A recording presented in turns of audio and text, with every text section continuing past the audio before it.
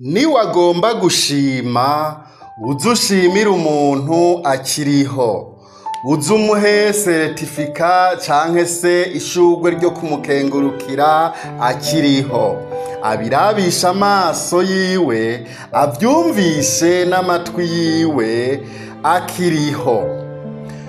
Kuko abantu benshi muri iyi si biyumvira gushimira umuntu atakiriho.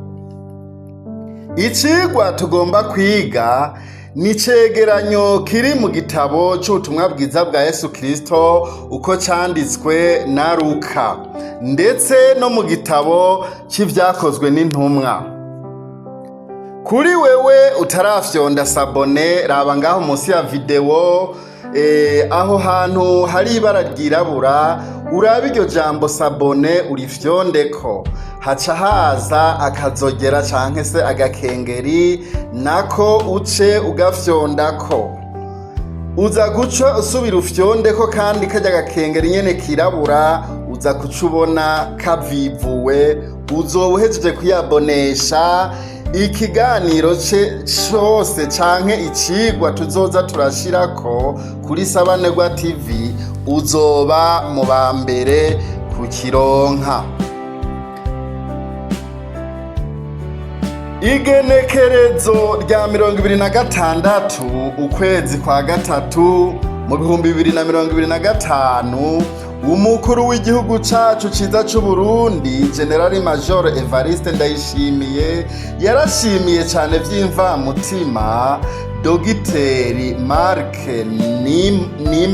Nimburanira arongoye Hôpital Militaire do Kamenge, kubwitange n'ubwira akoresha kugira ngo ivyo bitaro vy'abasirikare vyo mu Kamenge bigere ahashimwa mu gutera imbere ndetse no mu kwakira neza ababituye, isuku n'isukura riharangwa n'ibindi vyinshi cane.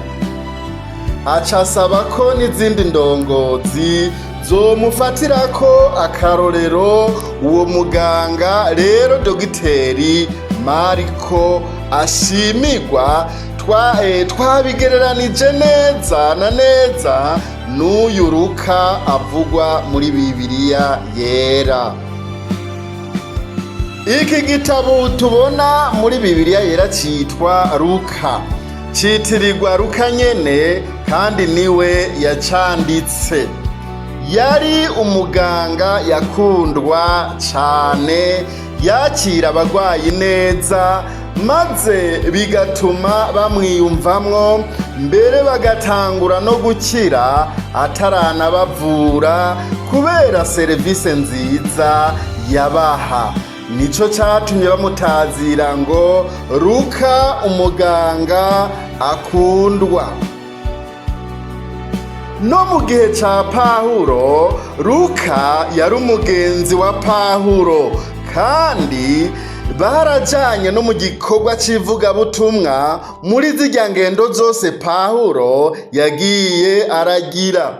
Niwe yagenda abafasha mu vy'amagara yabo, ndetse niwe yagenda arandika n'ivyaja biraba.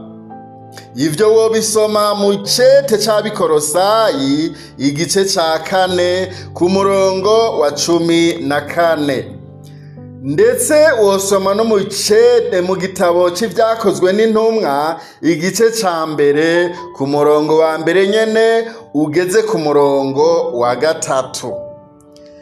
Iki gitabo ca LUka canditswe nko mu mwaka wa 66 Yesu Kristo amaze kuvuka.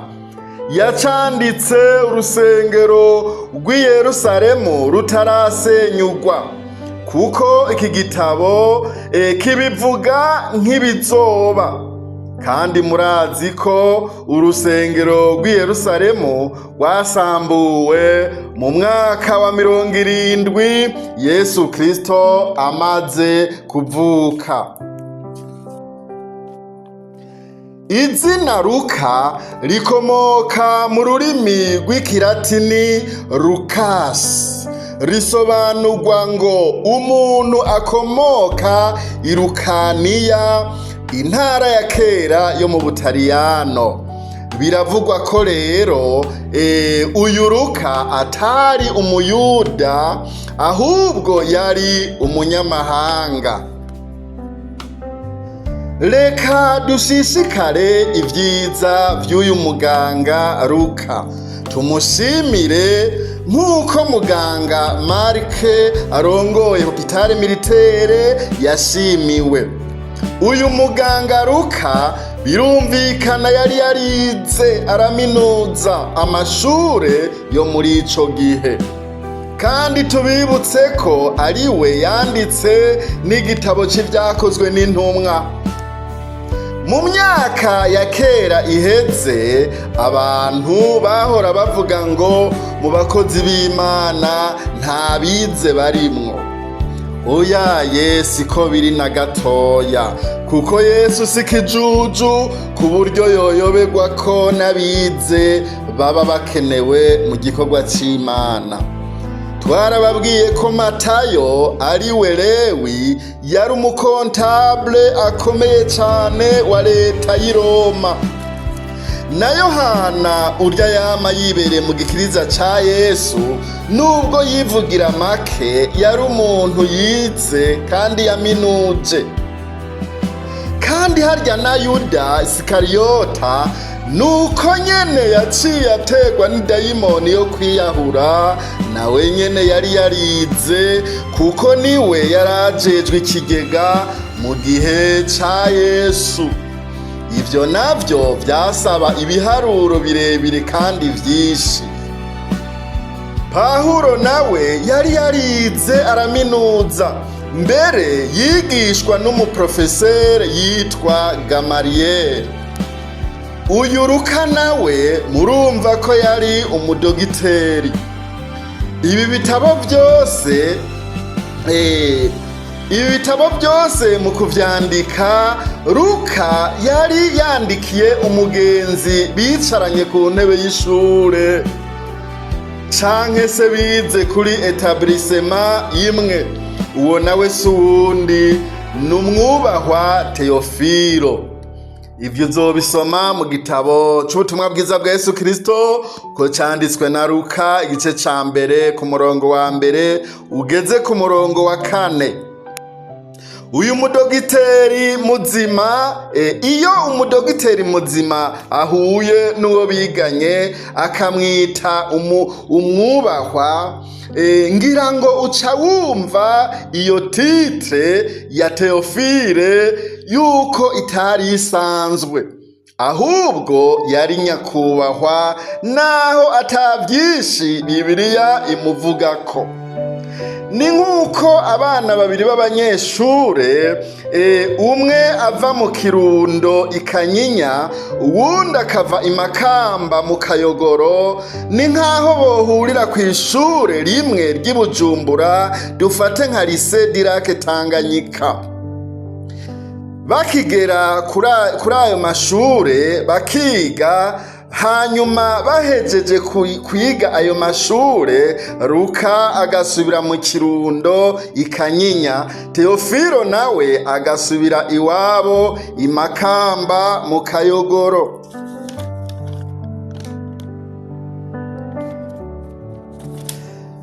Turabandanya twumve ingene vyoba vyaragenze. Hanyuma bamaze gutangura gukora ubuzi bwa leta, Luka yisanze ari dogiteri wo mu Kirundo. Twababwiye ko ico ari kigereranyo. Teofile nawe yisanga ari umwubahwa akomeye mu ntara ya Makamba, kandi twibuke ko ata telefone zari zihari.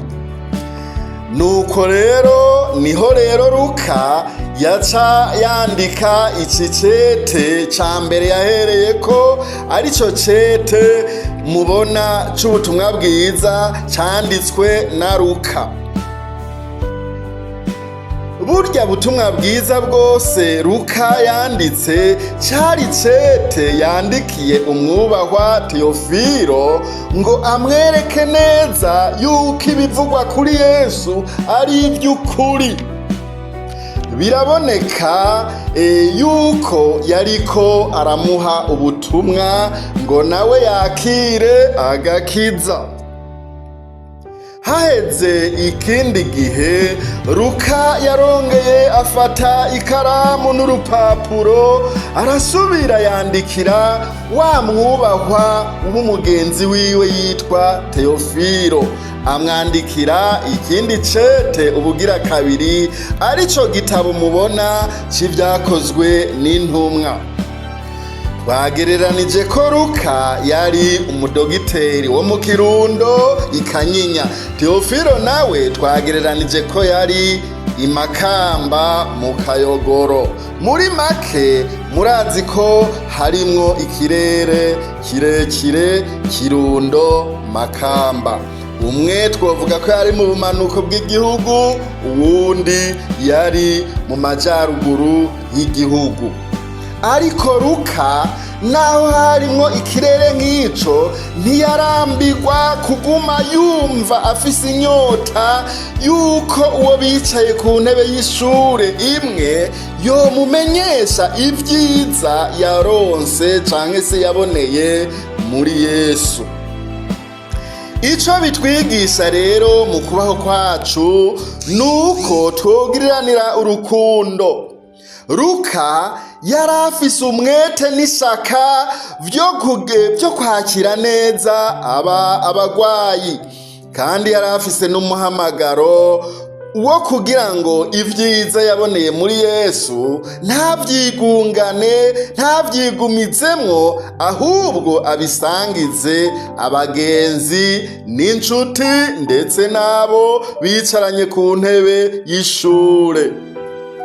Ni igikorwa cawe rero mugenzi, nk'uko twumvise Dogiteri Luka na Dogiteri Mariko, twobafatirako akarorero kugira ngo ivyiza twabonye muri Yesu natwe ntituvyigungane, ahubwo tubibwire n'abandi bakigorewe mu vyaha, tubabwire ko Yesu abohora, baze bihane abakize.